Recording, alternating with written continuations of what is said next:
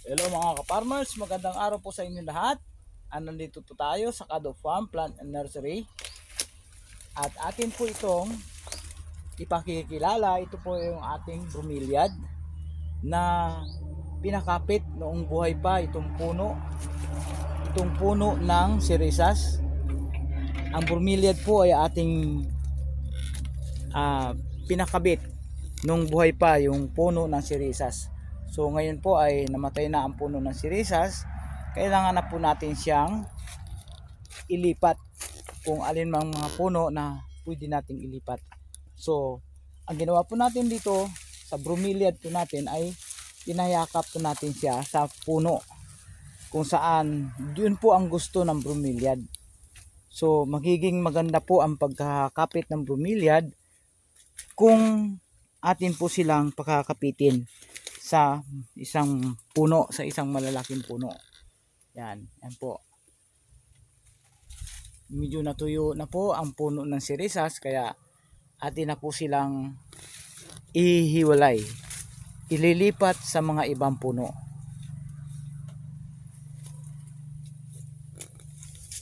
So, atin na pong ihiwalay at akin na pong tingnan po ninyo kung paano natin ikakating para mailipat po natin sa ibang puno.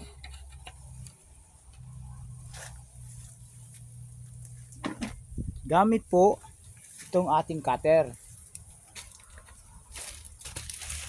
So pipiliin po natin at ingat po, minsan ay nagkakaroon po ng putakti. Kaya dapat ay ingat po tayo sa pagkating. So ikakating po natin sila ng papagaynon. Kakaroon po ng sanga para pwede po natin ipakapit ang sanga niya doon sa mga puno. At atin naman pong itatali. So ang bromeliad po ay angkop doon sa lugar na medyo mainit, medyo open siya sa sunlight, para magkaroon ng magandang kulay itong kanyang mga dahon. Sa ngayon po medyo naliliman siya ng dahon at ibang puno, kaya naman po wala siyang ibang kulay. So tulad po nitong palibot niya, yan po ay magiging matingkad kung siya po ay naiinitan. So ganun po yan ating bromeliad. So ready na po ito para i-transfer. So another cutting. Yan po uli. Yan. So another planting material.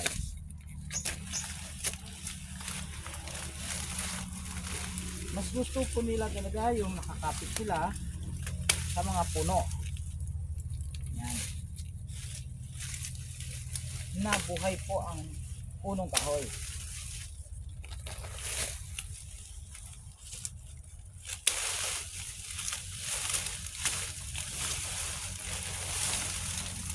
Yan po. Napakaganda po ng ating bromeliad.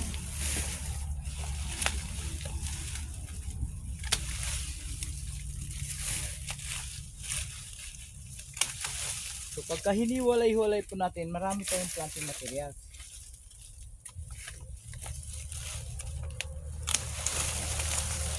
Na pwedeng ikalat sa lahat ng puno na sasakupan ng ating farm. Ang mga patay po na branches ay kailangan ikat na rin po natin tulad nito.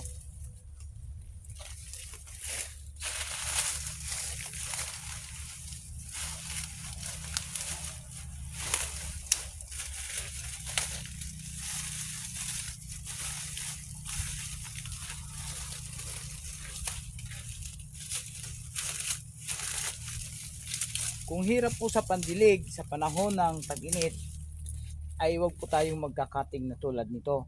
Kung wala alanganin po yung ating mga pandilig, ay ituon po natin sa panahon ng tag-ulan bago po tayo magkakating. Kasi kung hindi nga naman ito madiligan at isinabit natin sa isang puno, maaring mamatay po sa init. Kaya kailangan po, ang the best time po sa pagka-transfer nito sa mga ating mga punong kahoy ay panahon po ng tag-ulan. Kung panahon naman po ng tag-init, bago na itatransfer natin sa mga puno, ay kailangan po nakahanda lagi ang ating mga pandilig. So mga ka-farmers, yun na lang po muna. Sundan po yung mga susunod pa nating mga gawain. Maraming salamat po at dito lamang po sa Kado Farm Plant and Nursery. At ang inyo pong lingkod, si Ka-Farmers Ricardo Bigonte. Maraming salamat po at magandang araw po sa inyo lahat. Please like, share, and subscribe po.